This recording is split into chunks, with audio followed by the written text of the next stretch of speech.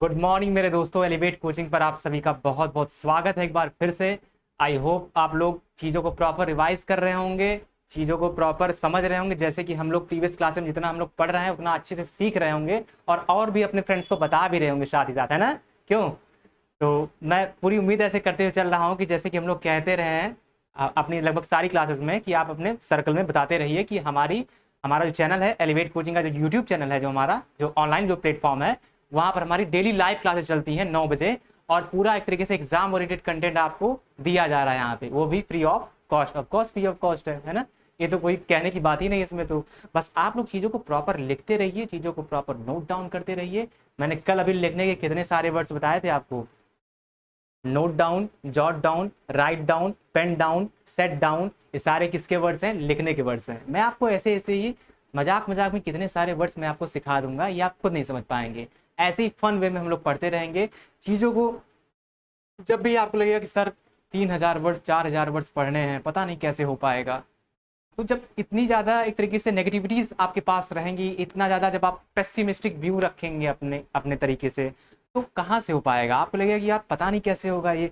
लेकिन मैं आपको बता रहा हूँ, चीज़ों को जब आप एक तरीके से एंजॉय करके पढ़ेंगे, उसको जब आप प्रोसेस को एंजॉय नहीं करते हैं, जो learning learning is a process, basically slow process also. Okay, बहुत स्लो प्रोसेस होता है। Day by day, lecture by lecture आपका इंप्रूवमेंट होगा, बहुत ही ग्रेजुअल, बहुत ही एक तरीके से धीरे धीरे होता है, बहुत ही स्लो मोशन में होता है। कोई भी स्किल आप एक ही दिन में नहीं सीख जाते हैं। एम एफ हुसैन इतने अच्छे पेंटर थे, वो एक ही दिन में नहीं बन गए थे। उनको बहुत टाइम लगा था चीज़ों को सीखने में, किसी भी आर्ट को सीखने में आपको बहुत टाइम लगता है। वहाँ पर आपका हार्ड वर्क, आपका पेशेंस, है ना, बहुत कुछ चीज़ें मैटर करती हैं। तो यही मैं आपसे कहना चाह रहा हूँ कि आप बस बने रहिए हम लोगों के साथ, हमारी टीम के साथ। 9 बजे आप लाइव आ जाया करिए और आप देखेंगे ये चीज़ आप खुद रियलाइज करेंगे। मुझे पूछने की आपसे जरूरत नहीं पड़ेगी वहाँ पे, आपका रिजल्ट वहाँ पर बताएगा।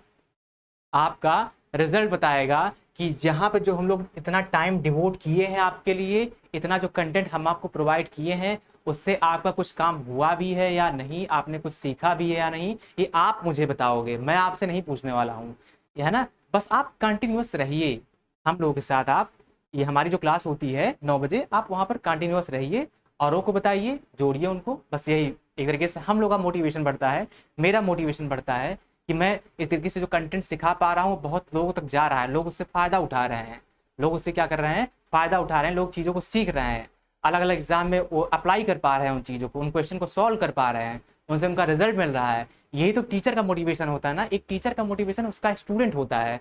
क्यों? क्योंकि स्टूडेंट के सिलेक्शन से उस टीचर को जाना जाता है कि देखो मेरा पढ़ाया हुआ बच्चा है, आज यहाँ पर इस डिपार्टमेंट में है, यहाँ पर सिलेक्टेड है ना? तो खासकर आजकल के कल्चर में, आजकल के इस टाइम में, आपके पेरेंट्स के अलावा अगर कोई दूसरा यानी कि तीसरा अगर कोई व्यक्ति है जो आपको सिलेक्टेड देखना चाहता है, तो वो आपके टीचर्स हैं, वो आपके टीचर्स हैं। आप बात समझ रहे होंगे? इतने सभी सब यहाँ पर ग्रेजुएट्स बैठे हैं सब, है ना? और नहीं भी ग्रेजुएट्स होंगे, जो CHL के होंगे, कम से कम 12th 10th तो पास है ही, इतनी एबिलिटी तो है ही कि चीज़ों को समझ पाएँ क्या सही है और क्या गलत है। नहीं तो लोग तो रो रो के कोर्स भी बेच लिया करते हैं, वो तो आप जानते ही हैं। माथा पीट लेते हैं, आते हैं लाइव क्लास में कि मेरा कोर्स ले लो, मेरा कोर्स ले लो। ऐसे ही बहुत लोग हैं, लेकिन हम लोग उन पे नहीं जाएंगे, वो हम लोग का काम भी नहीं है। हम लोग का काम बस इतना है कि आपको एक तरीके से एग्जाम ओरिएंटेड कंटेंट मिले, टू द पॉइंट चीज़ें मिले और बेहतरीन तरीके से आपको समझ में आए। तो इसी के साथ शुरू करते हैं आज की बहुत ही बेहतरीन सी क्लास। आप देखिए, चलिए। तो रूट वर्ड की सीरीज जैसे कि आपको पता ही हम लोग कर रहे हैं। आप प्रीवियस क्लास देखिए, पूरी तरीके से रूट वर्ड की पूरी सीरीज लगी है वहाँ पे। पैन है आपका, पता नहीं क्या क्या है उसमें। यू तो आज शुरू हुआ है वहाँ पर।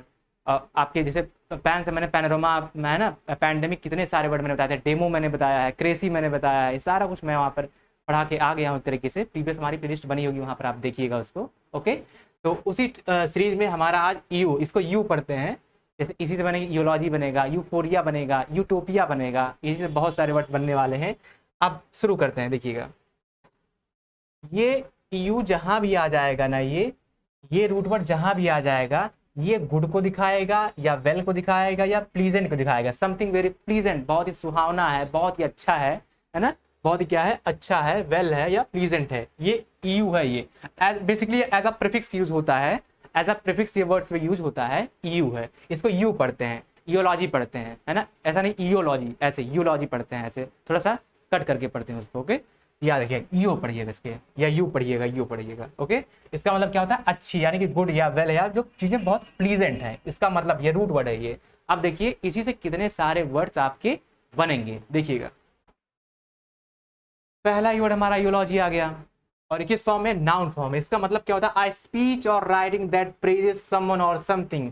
एक कोई ऐसा भाषण या एक ऐसी कोई आप रिटन में कोई स्टेटमेंट किसी को लिख के दे रहे हैं जिसपे सामने वाले व्यक्ति के बारे में कुछ प्रशंसा के शब्द कहे गए हैं, ठीक है, हिंदी में बताएं तो।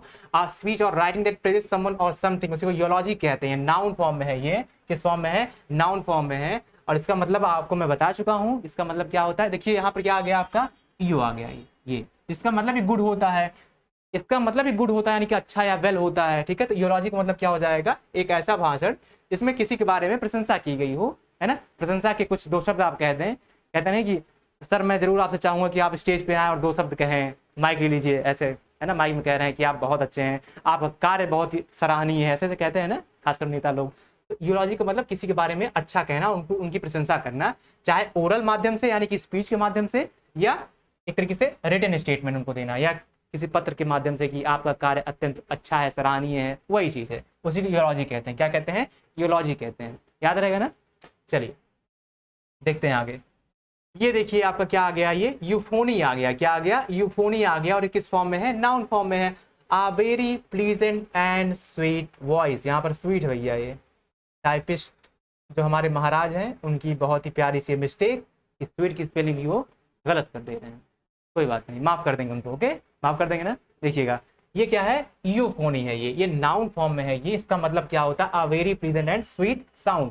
आप कहेंगे सर याद नहीं हो रहा है, देखिए याद ऐसे होगा, देखिएगा, ये देखिए ऐसे मैंने लिख दिया यहाँ पे, और मैंने ऐसे लिख दिया है यहाँ पे, लिख दिया ना, यूफोनी हो गया भैया। जब इसका मतलब, मैं पेन चेंज कर ले रहा हूँ, आपको बहुत अच्छा लगता है जब रंग बिरंगा लिखा रहता है तो, है ना।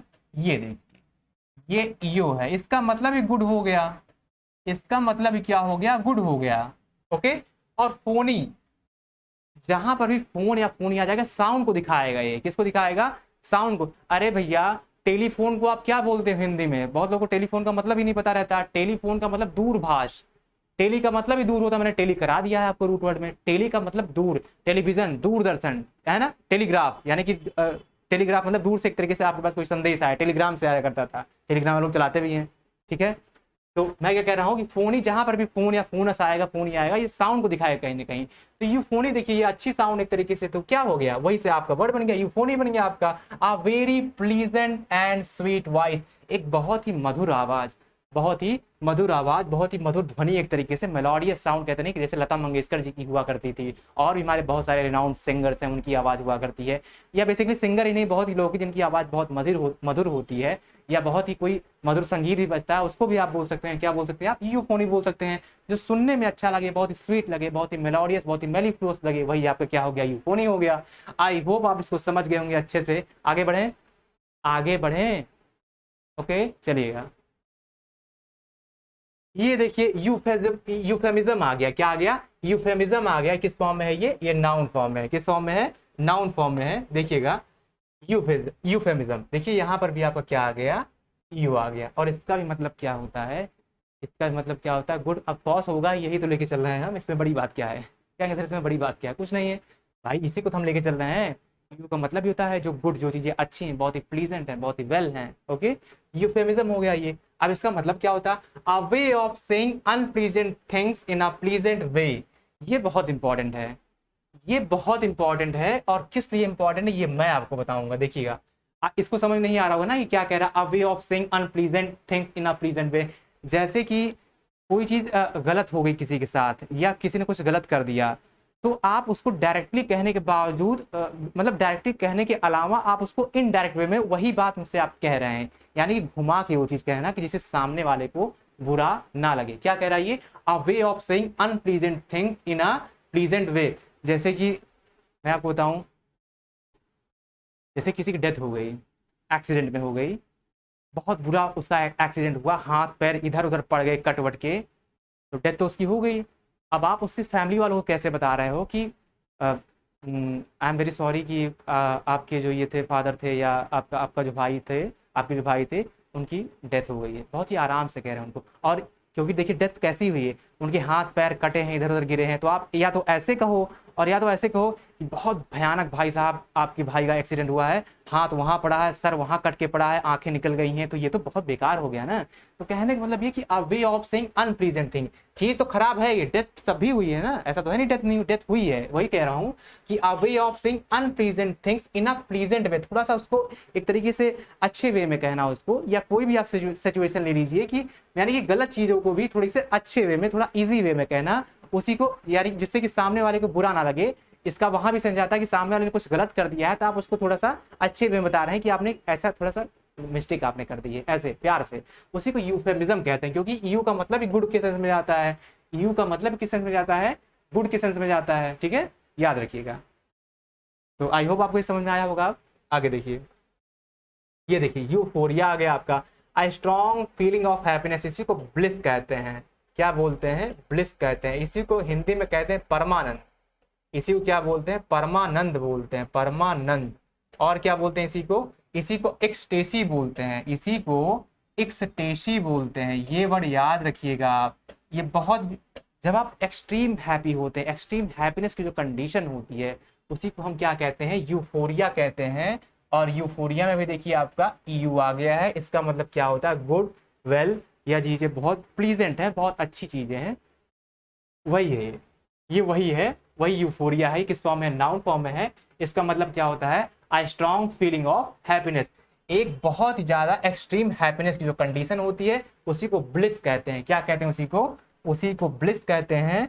और ब्लिस का मतलब आपको पता ही, यानी कि परमानंद, यानी कि क्या? परमानंद। ये परमानंद जो यहाँ पे दिख रहा है, ये इसी को एक्सटेसी बोलते हैं, इसको याद रखिएगा आप। तो उसी को क्या बोलते हैं? यूफोरिया बोलते हैं। क्या बोलते हैं? यूफोरिया बोलते हैं।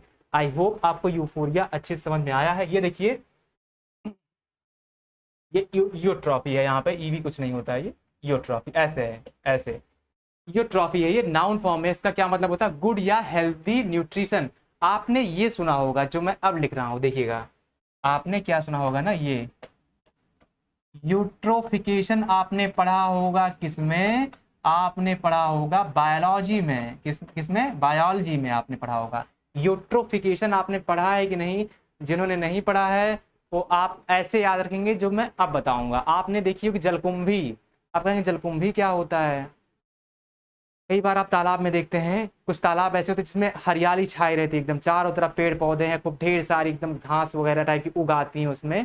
यानी कि जब एक ऐसी कंडीशन जहां पर कि एक तरीके से खास करके स्वैम्प एरियाज में, स्वैम्प समझते हैं ना, दलदली एरियाज में, मार्शी लैंड में जहां पर दलदली जमीन ज्यादा होती है, वहां पर पोषक तत्व तो ज्यादा अच्छे से मिलने लगे और ऐसे पौधे उगाए जिनकी तरीके से जरूरत नहीं है। बेसिकली खरपतवार ही तो है। जलकुंभी का क्या काम भैया? कोई काम नहीं है, लेकिन उगाई है। क्यों? इतनी मात्रा में उगाई है कि पूरी तालाब को उसने ढक दिया है, पूरे तालाब को एक तरीके से। क्यों? क्योंकि उसको न्यूट्रिशन मिला है। उसी प्रोसेस को, उसी पोषक तत्व जो उसको मिलता है, उसी प्रोसेस को यूट्रोफिकेशन बोलते हैं। उसी क्या बोलते हैं? यूट्रोफिकेशन बोलते हैं। उसी से देखिए यूट्रॉफी यहाँ पर बना है। इसका मतलब क्या होता है? गुड या हेल्दी न्यूट्रिशन। क्या होता है इसका मतलब? गुड या हेल्दी न्यूट्रिशन। भाई उसको उसके पौधे को ताकत मिली है, अच्छे अच्छे उसको जो है पोषक तत्व मिले हैं मिट्टी से, पानी के जरिए जो है, तभी तो उगा है वो, नहीं तो कहाँ उगता। देखते हैं आप जलकुंभी जिस भी तालाब में रहती है पूरा पटाए रहता तालाब एकदम एक तरीके से, कहीं आपको पानी भी नहीं दिखता उसमें पानी है। कुछ लोग लगता है ये तो ऐसे जमा, यहाँ पर पानी ही नहीं, लेकिन पानी होता है, लेकिन ढक लेता है, पूरा कवर कर लेता है। उसी को यूट्रॉफी बोलते हैं। क्या बोलते हैं? यूट्रॉफी बोलते हैं। तो यानी कि उसको अच्छा पोषक तत्व तो मिला कि नहीं मिला? अच्छा मिला ना, तो यहाँ पर हमारा यू आया ना, इसका मतलब ही होता है गुड या हेल्दी न्यूट्रिशन। इसका तो मतलब ही होता है गुड या हेल्दी न्यूट्रिशन। उसी को यूट्रॉफी बोलते हैं और उसी प्रोसेस को यूट्रोफिकेशन बोलते हैं। आई होप अब आपको समझ में आया होगा जलकुंभी वाले एग्जाम्पल से। ओके, याद रखिएगा ये। आगे देखिए, ये देखिए, ये यूटोपिया है, यहाँ पे ये यू है। पता नहीं टाइपिस्ट महाराज को क्या ही दिक्कत है यू और वी से, यहाँ पर यू है ये। ओके, यूटोपिया है। चाहे आप यूटोपिया ऐसे लिखो, ऐसे, और चाहे ऐसे लिख लो, यही मैं छाप रहा हूं। ओके, चाहे आप ऐसे लिख लो, ये यूटोपिया ऐसे लिख लो आप। इसका मतलब हिंदी में मैं आपको बताऊं तो इसी को राम राज्य कहते हैं। मैंने प्रीवियस क्लास में बताया भी है, लेकिन ये रूट वर्ड के थ्रू मैं आपको समझा रहा हूं, इसलिए मैं यहाँ पे बता दे रहा हूं। भाई ईयू का मतलब ये अच्छा हो गया, तो यूटोपिया चाहे आप ऐसे लिखो चाहे ऐसे लिखो, इसका मतलब क्या होता है, एक ऐसी कंडीशन, अ प्लेस और state that exist only in imagination where everything, यहाँ पर एवरीथिंग है, यहाँ पे वेयर एवरीथिंग इज परफेक्ट। इसी को राम राज्य कहते हैं हिंदी में। हिंदी में इसी को क्या बोलते हैं, राम राज्य बोलते हैं, है ना। ये यानी कि ऐसी कंडीशन, ऐसी स्टेट, ऐसी अवस्था, ऐसा राज्य जहां पर पूरी प्रजा बिल्कुल सुखी है, किसी को कोई दुख तकलीफ नहीं है। ऐसा कभी हो सकता है कि किसी को तकलीफ ही ना हो? ऐसा तो पॉसिबल ही नहीं है, ऐसा तो प्रैक्टिकली संभव ही नहीं है। इसलिए इसको बोलते हैं एन इम्प्रैक्टिकली आइडियल सिचुएशन, यानी कि जो प्रैक्टिकली पॉसिबल ही नहीं है, जो इम्प्रैक्टिकल चीजें हैं, इम्फेजाइबल हैं, जो चिमेरिकल हैं, कहीं ना कहीं किमेरिकल भी पढ़ते हैं उसको, ओके। तो यानी कि ये यूटोपिया था, इसका मतलब एक ऐसी कंडीशन जहां पर सब कुछ सही है, सब कुछ परफेक्ट है, लेकिन कहाँ पे, सिर्फ ख्यालों में, इमेजिनेशन में, खाली ओनली इन इमेजिनेशन। उसी को राम राज्य बोलते हैं। ऐसा होता नहीं है, ऐसा होता नहीं, इसलिए इसको कहा गया क्या कि only in imagination, only in imagination, सिर्फ कल्पनाओं में रहता है ऐसे कि सभी सुखी हैं। भैया सब कैसे खुश हो सकते हैं, किसी न किसी को तकलीफ रहेगी, ये दुनिया है, समाज है ये, ओके। ऐसे याद रखिएगा आप, ये यूटोपिया हो गया आपका। आगे बढ़ते हैं। ये देखिए यूपेप्सिया कितना अच्छा लगता है, देखिए जब आप चीजों को रिलेट करके पढ़ते हैं। मैं आपको बताऊं भैया, ये मैंने यहां लिख दिया, ये पेप्सिया मैंने अलग लिख दिया, पेप्सिया मैंने अलग लिख दिया, ये लिख दिया मैंने। आप बताओ कि ईयू का मतलब, मैं पेन चेंज कर ले रहा हूं, आपको मजा आएगा थोड़ा ज्यादा, आपको रंग बिरंगा अच्छा लगता है। ईयू का मतलब क्या होता है, गुड़, मैंने आपको बताया ही आपको। और पेप्सिया, आपने सुना होगा आपकी बॉडी में पेप्सिन हार्मोन होता है, पेप्सिन, ट्रिप्सिन, ये सारी चीजें होती है ना, एक तरीके से डाइजेशन को जो एक तरीके से इंप्रूव करती है। पेप्सिन सुना होगा आपने, पेप्सिन होता है हमारे स्टमक में, ओके। तो देखिए कितना अच्छा वर्ड है, यू पेप्सिया बन गया, यानी कि एक तरीके से अच्छे पेप्सिन का सिक्रेशन हो रहा है आपकी बॉडी में, यानी कि आपका डाइजेशन कैसा हो गया, आपका डाइजेशन अच्छा हो गया। कितना सही वर्ड है, देखिए आप जब तोड़ के पढ़ते हैं। यू पेप्सिया था, यू का मतलब गुड होता है, पेप्सिया आपको जो पेप्सिन, जो हार्मोन एक तरीके से आपकी बॉडी में रिलीज होता है, तो उसी से बन गया आपका यू पेप्सिया। ये नाउन फॉर्म में था ये, इसका मतलब होता है कि आपका डाइजेशन, आपका जो पाचन है बहुत अच्छे से होना, आपका जो पाचन शक्ति है, आपका जो डाइजेशन है वो बहुत अच्छे से हो रहा है, उसी को बोलते हैं क्या, गुड डाइजेशन बोलते हैं, उसी को यू पेप्सिया बोलते हैं। कितना अच्छा होता है जब आप चीजों को ब्रेक करके पढ़ते हैं, स्टेप बाय स्टेप पढ़ते हैं, ओके। यही मैं बताना चाह रहा हूँ आपको। आई होप ये आपको समझ में आया होगा, ओके, मगज में घुस भी रहा होगा। बहुत अच्छी बात है, बस आप बने रहिए, ओके, बहुत अच्छी बात है। देखिए यहाँ पर ये लिखा है यूजेनिक्स, लिखा है, ये क्या लिखा है, यूजेनिक्स, और ये किस फॉर्म में है, ये नाउन फॉर्म में है। अब आप पूछेंगे यूजेनिक्स क्या होता है, आप देखिए जेनिक्स से थोड़ा जीन से लगाइएगा, ये जीन होती है ये। अरे जीन समझते हैं ना, कहते नहीं कि मेरे फादर के जीन मेरे अंदर आ गए, वो भी हकलाते थे, मैं भी हकला रहा हूँ, ऐसे ऐसे कुछ लोग होते हैं, बताते हैं। या कलर ब्लाइंडनेस इनको होती है कि मेरे पापा को थी या मम्मी को थी, तो उनसे मुझे हो गई, यानी कि बेसिकली जो एक तरीके से हेरिडेटरी होता है, अनुवांशिक होता है, जिसको आप बोलते हैं हिंदी में, ओके। तो अब देखिए यहाँ पर मैं आपको क्या बता रहा हूँ, मैंने जीन को अलग कर दिया यहाँ पे, और यहाँ पर मैंने ईयू को अलग कर दिया। क्या कर दिया, ईयू को अलग कर दिया। ईयू को आप यहाँ लिख लो, और ईयू का मतलब आप समझ ही रहे हैं, ईयू का मतलब मैंने आपको बताया, क्या बताया मैंने आपको, गुड बताया, जो चीजें अच्छी हैं तरीके से, है ना। और ये जीन था आपका, यानी कि इसका मतलब समझते हैं यूजेनिक्स का मतलब क्या होता है, नाउन है बेसिकली ये, अ साइंस और practice to improve the genetic quality of human population by selective breeding. कुछ सेलेक्टेड चुने हुए लोगों के तरीके से, सेलेक्टेड स्पेसीज को लेकर के, यानी कि मानव सभ्यता के कुछ सेलेक्टेड स्पेसीज, सेलेक्टेड लोगों को लेकर के उनकी तरीके से उनको इंप्रूव करना, कि उनकी आने वाली जो संतानें हैं, आने वाले जो लोग हैं, जो बच्चे पैदा होंगे, उनमें कोई दिक्कत ना रहे, कोई तरीके से कोई डिजीज का कोई खतरा ना रहे, उसी प्रोसेस को क्या बोलते हैं, यूजेनिक्स बोलते हैं। देखिए अ साइंस और practice to improve the genetic quality, यानी कि उनके कहीं ना कहीं जीन्स जो हों वो इंप्रूव हो, तो to improve the genetic quality of human population by selective breeding. ऐसा नहीं किसी को भी ले रहे हैं, मान लीजिए कोई व्यक्ति है जो बहुत बीमार है, तो वो बीमार है, उसके अंदर बहुत सारी बीमारियां हैं, कैंसर हो गया उसको, कलर ब्लाइंडनेस है उसको, पोलियो है उसको, तो टेंडेंसी तो यही रहेगी ना कि उसके आने वाली पीढ़ी में भी यही सारी दिक्कतें रहें। अगर उसको डायबिटीज है तो ये सारी चीजें, तो कहने का मतलब यूजेनिक्स में वैसे लोगों को लिया जाएगा जो एक तरीके से फिट रहेंगे, यानी कि इसीलिए कहा गया यहाँ पे सेलेक्टिव ब्रीडिंग, यहाँ पर कहा गया कि बहुत चुने हुए लोगों को लिया जाएगा और उनकी एक तरीके से देखभाल की जाएगी, जिससे कि आने वाली तरीके से उनकी जो संतानें हैं बहुत स्वस्थ रहें, उनके जीन्स में एक तरीके से बहुत इंप्रूवमेंट दिखे कहीं। उसी प्रोसेस को यूजेनिक्स बोलते हैं। क्या बोलते हैं, यूजेनिक्स बोलते हैं। इसको याद रखिएगा आप, ये बेसिकली साइंस का पार्ट है। ये क्या है, एक तरीके का विज्ञान है ये, इसको आप ऐसे याद रखिएगा, यूजेनिक्स बोलते हैं। क्या बोलते हैं, यूजेनिक्स बोलते हैं। आई होप इसको समझे होंगे आप अच्छे से, मैं ऐसी पूरी उम्मीद करते हुए चल रहा हूँ। तो कुछ प्रैक्टिस कर लेते हैं, लगे हाथ, तभी आपको मजा आने वाला, एक तरीके से पूरा कंप्लीट पैकेज आपको मिल रहा है, बस आप बने रहिए यहाँ पे। ओके,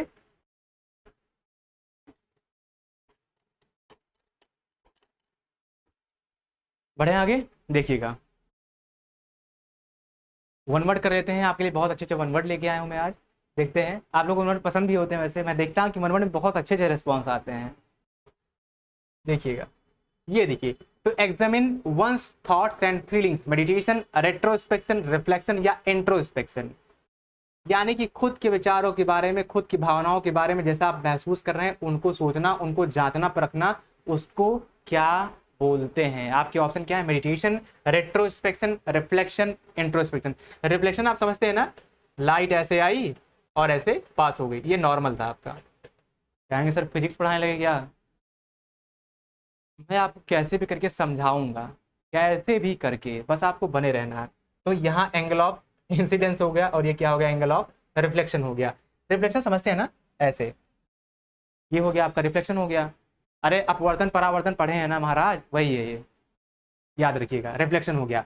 अच्छा देखिए, स्पेक्ट जहां भी आएगा ना, ये स्पेक्ट, स्पेक्ट मतलब एक तरीके से देखना, जांचना पड़ताल कर, जांच पड़ताल करना, देखना, एक तरीके से स्पेक्ट करना। और इंट्रो का मतलब क्या हो गया, अपने आंतरिक, आपके अंदर क्या कहते नहीं, अपने अंदर भी झांक के देख लो क्या चल रहा है। तो ये क्या हो गया आपका, इंट्रोस्पेक्शन हो गया। बेसिकली यही आपका आंसर है।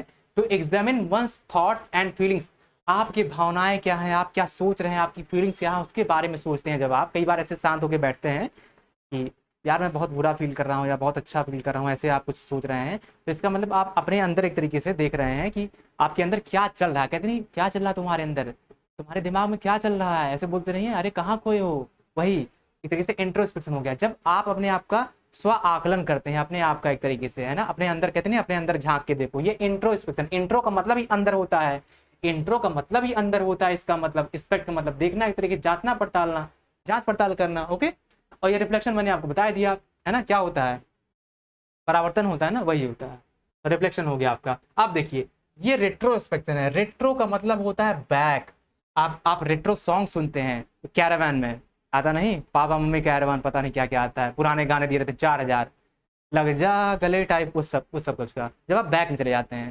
तो रेट्रो का मतलब होता है बैक में, मतलब कि रेट्रोस्पेक्शन का मतलब क्या हो जाएगा कि मान लीजिए कि आप 10 साल पहले मालदीव गए थे, तो वहाँ की यादें आप सोच रहे हैं, कितने अच्छे से वहाँ घूमते थे, फेरी की ड्राइव लिया करते थे वहाँ पे, वाटर स्पोर्ट खेलते थे वहाँ पे जा करके, बहुत अच्छे से आपने एंजॉय किया, वो आज सोच रहे हैं। 10 साल बाद हुआ, 10 साल पहले हुआ था, आज सोच रहे हैं। यानी कि रेट्रोस्पेक्ट कर रहे हैं आप चीज़ों को, क्या कर रहे हैं, चीज़ों को रेट्रोस्पेक्ट कर रहे हैं, पुरानी चीज़ों को सोच रहे हैं कि अच्छा ऐसे से घूमा करते थे वहाँ बीच पे, ऐसे टहला करते थे वहाँ पे, हाथों में हाथ डाल करके, है ना, वही सारी चीज़ें, वो रेट्रोस्पेक्शन हो गया। यानी कि जब आप पुरानी चीज़ों को याद करते हैं, वो रेट्रोस्पेक्शन था। और ये इंट्रोस्पेक्शन, यानी कि जब आप अपने अंदर ही झांक के देखते हैं कि आपकी फीलिंग्स क्या है, आप क्या सोच रहे हैं, आपके विचार क्या क्या है, ये क्या हो गया आपका, इंट्रोस्पेक्शन हो गया। और वो क्या था, वो रेट्रोस्पेक्शन था। और रिफ्लेक्शन तो आपको पता ही है। और मेडिटेशन का मतलब ध्यान करना, एक तरीके से, है ना, ध्यान लगाना, एक तरीके से ध्यान मुद्रा में बैठ जाना, वो तो मेडिटेशन आप सभी जानते हैं, मेडिटेट करना, मेडिटेशन करना। तो हमारा आंसर यहाँ पर क्या हो जाएगा, इंट्रोस्पेक्शन हो जाएगा। आई होप बहुत अच्छे से आपने एंजॉय किया होगा, इसको समझा होगा अच्छे से। ये देखिए, customs of having many wifes, हमारे यहाँ भी कुछ ऐसी ट्राइब्स हैं, कुछ ऐसे आदिवासी समूह हैं। इसके अलावा भी आप अफ्रीकन रीजन में जाएंगे, वहाँ भी और भी कुछ वर्ल्ड के अलग अलग पार्ट्स में ऐसी कस्टम्स होते हैं जहाँ पर एक से ज़्यादा पत्नियाँ होती हैं, एक से ज़्यादा पत्नियाँ होती हैं, उनको क्या बोलते हैं, या बेसिकली बहुत ज़्यादा होती हैं, मतलब 4 5 6 7 ऐसे भी होती हैं।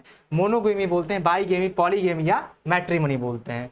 तो बेसिकली इसको मैंने कराया भी है। गैमी का मतलब एक तरीके से मैरिज से रिलेटेड होता है। ये जो गैमी आपको दिख रहा है या गैमस दिख रहा है, ये गैमी है या गैमस जो आपको दिख रहा है, ये गैमस, इसका मतलब क्या होता है, मैरिज से रिलेटेड होता है। किससे रिलेटेड होता है, मैरिज से, शादी समझते हैं ना, वही शादी, है ना, शादी विवाह जो कुछ भी है वही मैरिज, यानी गैमी या गैमस से रिलेटेड है ये।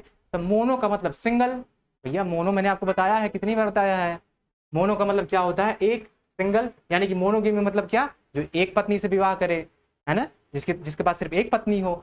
और बाई का मतलब दो होता है, जो दो पत्नियों के साथ रहे, यानी कि दो पत्नियों से 2 बार शादी की उसने। और पॉलीगेमी का मतलब क्या होता है, जो बहुत शादियां की हों, 8 10 15 उसकी बीवियां हैं। देखिए यहाँ पर क्या है, customs of having many wife, बहुत सारी पत्नियां हैं। तो इसी क्या कहते हैं, पॉलीगेमी कहते हैं। क्या बोलते हैं, पॉलीगेमी कहते हैं। और मैट्रिमनी क्या होता है, वैवाहिक। देखिए मैट्रिमोनियल एड्स आते हैं, आप जब न्यूज़पेपर जब पढ़ते हैं तो वैवाहिक का एक अलग से पेज आता है, वर चाहिए, वधु चाहिए, ऐसे करके आपने न्यूज़पेपर में देखा होगा। वहाँ आप जो है न्यूज़पेपर जब पढ़ते होंगे तो उसमें आपने देखा होगा, दैनिक दैनिक जागरण उठा लीजिए, और बहुत सा अमर उजाला है, हिंदुस्तान है, उसमें देखिए तो वहाँ पर मैट्रिमोनियल एड्स आते हैं कि वर चाहिए, वधु चाहिए, लड़का इसमें जॉब करता है, ये है, दहेज की इतनी डिमांड करेंगे तो मैं आपको फुलफिल कर दूंगा, दे दूंगा, नहीं दे पाऊंगा, ये सारी चीज़ें लिखी रहती हैं। तो मैट्रिमोनी का मतलब बेसिकली रिलेटेड टू मैरिज, जो शादियों से संबंधित एक तरीके से, वही मैट्रिमनी हो गया आपका। ओके, याद रहेगा ना। तो हमारा आंसर क्या हो जाएगा यहाँ पे, पॉलीगेमी हो जाएगा। आई होप चीज़ों को आप समझ रहे हैं, प्रॉपर अच्छे से चीज़ों को लिख रहे हैं, जॉट डाउन कर रहे हैं। ओके, खड़े उतरिएगा बिल्कुल, ऐसा नहीं कि सर देख नहीं रहे मैं कुछ भी करूँ, यहाँ पे मैं सब कुछ देख रहा हूँ, मैं सब कुछ देख रहा हूँ। है ना। देखिए, bringing about gentle and painless death from incurable disease. बहुत बीमारियां ऐसी होती हैं जो कहीं ना कहीं उनका कोई इलाज नहीं होता है, उनका कोई ना कोई क्योर जो है वो नहीं मिल पाता जल्दी से। जैसे कि एड्स वगैरह हो गई, एड्स के तो कहीं ना कहीं देखने में आ रहा है, कैंसर वगैरह हो गए, मतलब जैसे कि पेशेंट एक तरीके से बस मरने ही वाला है, दर्द से तड़प रहा है, करा रहा है, तो उसको एक तरीके से पेनलेस डेथ देने के लिए, उसको मार देने के लिए, ये हमारा स्विट्जरलैंड में देखिए कानून भी बना है कि अगर किसी के पास कोई तड़प रहा है दर्द से, उसका कोई इलाज नहीं है, तो उसको मार दिया जाए, अगर उसकी इच्छा है तो बेसिकली, है ना। यानी कि पेनलेस, बिना दर्द के उसको मौत दे दी जाए, तो उस बिना दर्द के मौत वो क्या कहते हैं। आपका क्वेश्चन यही है कि bringing about gentle and painless death from incurable disease, यानी कि जिस बीमारी का कोई क्योर नहीं है, जिस बीमारी का कोई क्योर नहीं है, उससे कोई व्यक्ति एक तरीके से अगर ग्रसित है, तो उसको पेनलेस डेथ देने के लिए जो एक तरीके से जो प्रोसेस होता है उसको क्या कहते हैं। सुसाइड है आपका, यूफोरिया है, गैलॉज है आपका, क्या है, यूथेनेसिया है। क्या है, यूथेनेसिया है। उसको क्या बोलते हैं आप ये बताइएगा। सुसाइड आपको पता ही है, सुसाइड आपको पता ही है क्या होता है सुसाइड। क्यों का मतलब सेल्फ साइड, मतलब एक डेथ, है ना। यूफोरिया आपको पता है, गैलॉज का यहाँ यूफोरिया मतलब अभी हम लोगों ने पढ़ा है, बहुत ही आनंददायक जो कंडीशंस होती है, कैसी होती है, बहुत ही आनंददायक जो सिचुएशन होती है उसी को यूफोरिया बोलते हैं, है ना। गेरॉस यहाँ पर होगा नहीं, इसका कोई मतलब ही नहीं यहाँ पे। यूथेनेसिया हमारा हो जाएगा, क्योंकि यू का मतलब क्या होता है, गुड। यू का मतलब क्या होता है, गुड होता है ना, जो अच्छे एक तरीके से। यूथेनेसिया का मतलब एक ऐसी मृत्यु देना जिसमें कि जो रोगी है, जो एक तरीके से मरना ही चाहता है क्योंकि उसके परमिशन से होता है, उसको कोई पेन ना हो और उसको इस दर्द से हमेशा हमेशा के लिए मुक्त कर दिया जाए, उसी प्रोसेस को, उसी पेनलेस डेथ को यूथेनेसिया कहते हैं। क्या कहते हैं, यूथेनेसिया कहते हैं। याद रखिएगा हमेशा, ठीक है, यही आपका आंसर हो जाएगा। चले देखिए, the short remaining end of a cigarette. आप पूछेंगे सर सिगरेट वगैरह कहाँ से आ गया, ये आया हुआ है, ये आपके प्रीवियस एग्जाम में पूछा गया है कि जो सिगरेट होती है जो लोग पीते हैं, उसका जो लास्ट में बच जाता है उसको क्या बोलते हैं। देखिए कहाँ कहाँ से आपके क्वेश्चन पुटअप हो सकते हैं, सोचिए, आप सोच भी नहीं सकते कि कहाँ से एग्जामिनर क्वेश्चन बना सकता है, इसलिए मैं आपको सब कराऊंगा जहां से भी जो भी आया है। Short remaining end of a cigarette को क्या बोलते हैं, स्टंप बोलते हैं, स्टब बोलते हैं, रैग बोलते हैं, स्क्रैप बोलते हैं। तो उसी को क्या बोलते हैं, उसको मैं बता दे रहा हूँ, उसको स्टंप बोला जाता है। स्टंप आप समझ ही रहे हैं, रैग कूड़े करकट से स्क्रैप वगैरह हो गया, सारे कूड़े करकट से है रैग स्क्रैप, है ना, उसी को क्या बोलते हैं, स्टंप बोलते हैं। याद रखिएगा क्या बोलते हैं, उसी को स्टंप बोलते हैं, जो लास्ट में बच जाता है। जैसे कि मान लीजिए बनाए क्या सिगरेट, आपने देखा होगा ऐसे रहता है यहाँ पे, और ये है, अरे जल रहा है मान लीजिए ऐसे, तो इतना कंज्यूम हो गया, ये जो बचा है, ये जो बचता है लास्ट में ना, यही पार्ट, तो यही पार्ट जो बचता है, इसी को क्या कहते हैं, इसी को स्टब बोलते हैं। इसी को क्या बोलते हैं, स्टब बोलते हैं। इसको आप याद रखिएगा, ये पूछा गया है इसलिए मैं इसको लेके आया, ये स्टब आपका पूछा गया था। ओके, याद रहेगा ना। चलिए, हाँ तो बिल्कुल याद रहेगा, नहीं तो देखिएगा, एन असेंबली ऑफ हियरर्स इसको क्या बोलते हैं, यानी कि एक ऐसी गैदरिंग है जहां पर सुनने वाले बैठे हैं, तो उसको क्या बोलते हैं, ऑडियंस बोलते हैं। क्यों, क्योंकि क्राउड मतलब तो भीड़ हो गया। रेप्रिजल का मतलब क्या होता है, एक तरीके से बदला लेना, मैंने इसको बताया है आपको। रेप्रिजल यहाँ पर कुछ होगा नहीं, हमारा आंसर क्या हो जाएगा, ऑडियंस हो जाएगा। क्या हो जाएगा, ऑडियंस हो जाएगा। तो आज के लिए हमारी यही क्लास थी। आई रियली होप कि आपने क्लास को एंजॉय किया होगा, चीज़ों को प्रॉपर सीखा होगा, और उम्मीद यही है कि आप लोग प्रॉपर क्लास को शेयर कर रहे होंगे, अपने दोस्तों को बता रहे होंगे कि हमारी डेली यहाँ पर लाइव क्लास चलती है 9 बजे। आप लोग ज़्यादा से ज़्यादा संख्या में यहाँ पर लाइव आइए और चीज़ों को सीखने का ट्राई करिए। ओके, मिलते हैं अपनी नेक्स्ट क्लास में, तब तक आप लोग सीखते रहिए। Thank you so much guys, keep learning.